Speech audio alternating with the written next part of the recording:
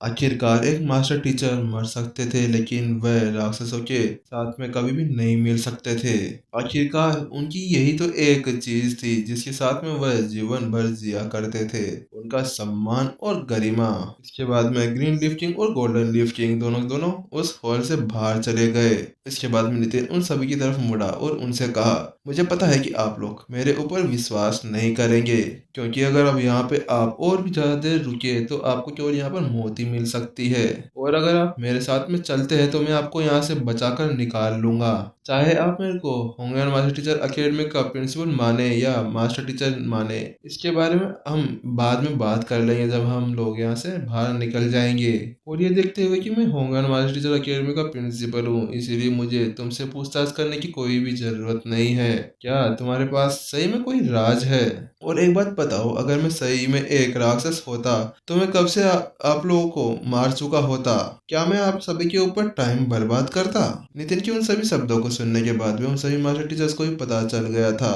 इसके बाद में नितिन ने अपने स्टोरेज रिंग से एक टोकन बाहर निकाला और उन सभी की तरफ पलटते हुए उनसे कहा, चलो ठीक है, अगर आप लोग मेरे ऊपर विश्वास नहीं करते तो आप इस चीज को तो पहचानते ही होंगे। और जैसे ही उन सभी मास्टर टीचर्स ने उस मोहर को देखा तो उनकी आंखें फटी की फटी रह गई। क्या कहा, ये तो डायमंड सील है, ये आपके पास में कहाँ से आ गई? मास्टर टीचर अकेडमी के स्टैंड इन प्रिंसिपल के रूप में वह जानता था कि विभिन्न प्रकार की स्तरों के सील्स हुआ करती थी और उसके अंदर ये डायमंड सील सबसे ज्यादा महत्वपूर्ण हुआ करती थी। ऐसा कहा जाता है कि इस सील को बनाने के लिए होंगन मास्टर टीचर अकेडमी के सभी मास्टर्स और स्टूडेंट्स की स्वीकृति लेनी होती थी।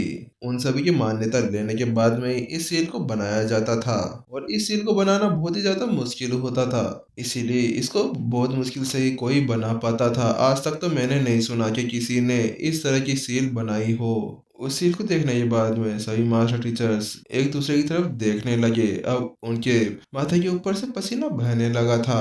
क्या ऐसा हो सकता है कि ये सही में इंसान है? लेकिन अगर इसने मास्टर टीचर अकेडमी के प्रिंसिपल नितिन को मार भी दिया होता तो सील ये नहीं प्राप्त कर सकता था, क्योंकि जब एक प्रिंसिपल मर जाता है तो उसके साथ में वह सील भी वहीं पर ही गायब हो जाती है। ये देखकर कि सभी मास्टर टीचर्स बहुत ही ज्यादा कंफ्यूज थे, नितिन ने आगे बढ़ते हुए उनसे कहा, अब सुनिए, मेरे पास आप सभी को समझाने का समय नहीं है। अगर आप सभी मेरे ऊपर विश्वास करते हैं तो मैं आपको यहाँ से निकालने का कोई ना कोई रास्ता निकाल ही लूंगा। नितिन ने कहा, हमारे पास केवल एक ही मौका है, और अगर आप यहाँ पे मर जाते हैं तो आपकी जिंदगी व्यर्थ चली जाएगी, और अगर आप लोग जीवित रहते हैं तो आप भविष्य के अंदर और भी दानवों को मार पाएंगे। और इसी के साथ में अगर हम लोग यहाँ पर रह जाते हैं, फंस जाते हैं, तो फिर ये सभी उस सील के पास में जाकर भेड़ चढ़ाएंगे और हमारा खून का यूज करते हुए उस सील के अंदर से और भी राक्षसों को इस ओर लाने में कामयाब हो जाएंगे। इस तरह से हम उन्हें मारेंगे नहीं, हम उनकी सहायता ही करेंगे। नितिन के वह सभी शब्द सुनने के बाद में सभी मास्टर टीचर्स अपनी जगह पर जम से गए, क्योंकि उन्होंने भी उन राक्षसों की मुझे सुना था कि वह उनका यूज भेंट के तौर पर करने वाले थे, ताकि वह उस सील को तोड़ सके। और यदि वास्तव में वह सभी यहाँ पर रह जाते हैं तो उनका आने वाला भविष्य ऐसा ही होगा। उस ग्रुप में से सबसे बड़े मास्टर टीचर ने नितिन से पूछा, तो आप हमें बताइए, आप हमें किस तरह से यहाँ से बाहर निकाल पाएंगे? हम आपकी बात ही सुनेंगे, भले ही आप हमें अभी भी झूठ बोल रहे हो, लेकिन यहाँ पर रहने से अच्छा तो हम आप लोगों के साथ में ही चल चले। हाँ, वैसे है मेरे पास एक आइडिया, लेकिन आप सभी को अब मेरा विद्रोह नहीं करना है, अब आप सभी को मेरे साथ में मिलकर ही काम करना होगा। नितिन पहले ही सोच चुका था कि अब उसको यहाँ से कैसे बाहर निकालना है, क्योंकि अब इस हॉल के चारों ओर सारे राक्षस बिखरे हुए थे और उनके सामने से निकलना बहुत ही ज्यादा मुश्किल था। इसीलिए नितिन अपनी एंट हाइव क्वीन के उस नेक्स्ट का यूज करना चाहता था। उस घोंसले के अंदर उन सभी मास्टर टीचर्स को बैठा कर वह यहाँ से किसी भी तरह से बाहर निकल सकता था, लेकिन अगर वह इन सभी को एक साथ बाहर लेके जाता है तो वह यहाँ से नहीं निकल पाएगा, क्योंकि वो पहले ही यहाँ से जाने के लिए मना कर चुका था। और अब वह अचानक से उनसे कहता है कि मैं यहाँ से जाना चाहता हूँ, और उन्हें ये सभी मास्टर टीचर्स यहाँ पे नहीं मिले तो उन्हें मेरे ऊपर शक होगा। इसीलिए अब नितिन के पास में केवल ये एक ही रास्ता था कि उन सभी को पहले इस एंट हाइव के घोंसले के अंदर रख दिया जाए। ये सुनकर कि अब उन्हें एंट हाइव की घोंसले के अंदर जाना होगा, उन सभी ने अपने आसपास से सारे डिफेंस को नीचे कर दिया और और फिर वह सभी एंट हाइव के घोंसले के अंदर चले गए। फिर नितिन ने कुछ देर के लिए विचार किया, अब मेरे को यहाँ से कैसे निकलना चाहिए। फिर नितिन ने कुछ देर के लिए सोच विचार किया और उसके पास एक आइडिया आया। उसने सोचा, चलो अब मुझे आत्मज्ञानियों की उस टेक्निक का यूज करना ही होगा। मुझे अपनी आत्मा को बाहर निकाल कर यहाँ से बाहर निकलना होगा, क्योंकि मैं ऐसे तो यहाँ से बाहर जाने से रहा, क्योंकि इसके चारों ओर फॉर्मेशंस को लगा दिया गया है और ऊपर से 200 से ज्यादा राक्षस यहाँ पर पहरा दे रहे हैं, तो उनके बीच में से निकलना मेरे लिए आसान नहीं होगा। और नितिन ने वैसे पहले भी एक बार क्लाउड मिस्ट्रीज के ऊपर आत्मज्ञान की इस टेक्निक का यूज किया था और वहां पर तो उसने अच्छे से काम किया था। अपना मन बना लेने के बाद में नितिन अपनी जगह पर बैठ गया और फिर उसने अपनी आत्मा को अपने शरीर से बाहर निकाल लिया। उसके बाद में उसने अपनी स्टोरेज रिंग बाहर निकालते हुए उसके अंदर अपने शरीर को एंड हाई क्वीन के नेक्स्ट के अंदर रख दिया। अब नितिन के पास केवल एक ही चांस बचा था, वो भी इस आत्मा के साथ में। अब उसका जीवन इस आत्मा के ऊपर ही निर्भर करता था कि वह यहाँ से बचकर निकल पाएगा कि नहीं।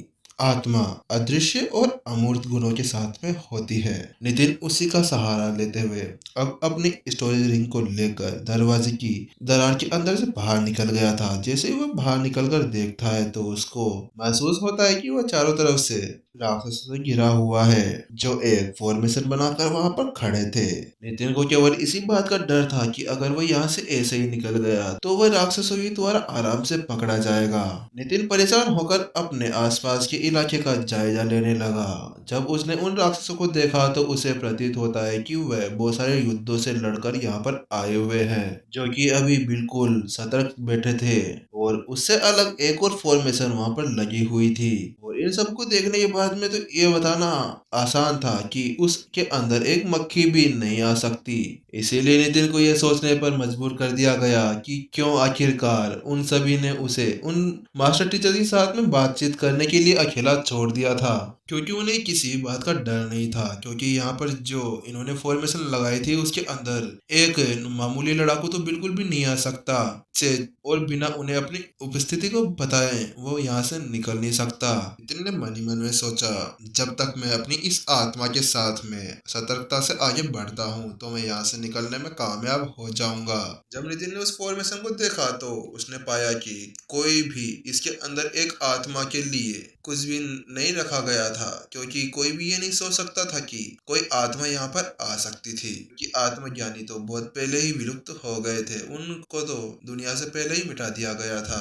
और एक आत्मा के लिए फॉर्मेशन लगाना ये तो केवल समय की बर्बादी ही नहीं, उसके साथ में कई चीजों की बर्बादी भी थी। नितिन वहां से जाने ही वाला था, अचानक से उसके मन में एक ख्याल आया, अगर मैं से यहाँ से वापस चला जाता हूँ तो फिर मेरे यहाँ पर आने का कोई फायदा नहीं होगा, जबकि मुझे इनके बारे में पता है कि यहाँ पर सारे राक्षस आ चुके हैं और मैं इन्हें बिना कोई नुकसान पहुंचाए यहाँ से चला जाऊंगा तो मेरे ऊपर एक कलंक लग जाएगा। और आखिरकार मैं एक मास्टर टीचर अकेडमी का प्रिंसिपल भी हूँ, तो फिर मैं यहाँ से ऐसे कैसे जा सकता हूँ। जब मैं यहाँ पर आया था तो मैंने देखा था कि यहाँ के अंदर 7 टाइप ऑफ फॉर्मेशंस बनाई गई थी। बस मुझे अब उनके बीच का एक सेंटर पॉइंट ढूंढना है जहाँ पर उसकी वो प्लेट होगी। अगर मैं उसको डिस्ट्रॉय कर देता हूँ तो ये सारी फॉर्मेशंस भी खत्म हो जाएगी। अब नितिन के लिए यही अच्छा मौका था कि वह अपने असली रूप का यूज करे, तबाही के देवते वाला रूप, जिसको मास्टर टीचर अकेडमी के अंदर 10 प्रमुख भी नहीं रोक पाए थे।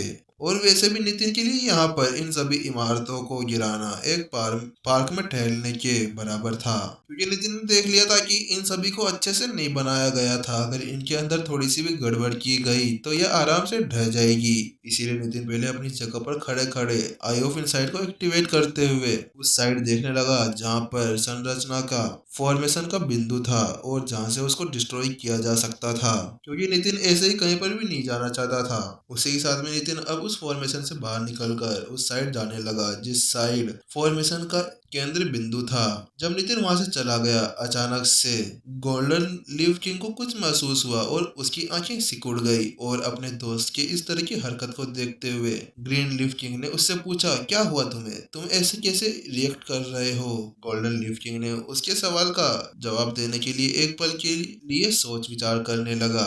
मैं निश्चित नहीं हूँ, लेकिन मुझे ऐसा एहसास हुआ कि हमारे यहाँ जहाँ से अभी कोई ना कोई गुजरा था। उन सभी राक्षसों के अंदर अपने आसपास की चीजों को देखने के लिए, महसूस करने के लिए बहुत ही ज्यादा सतर्क रहा करते थे।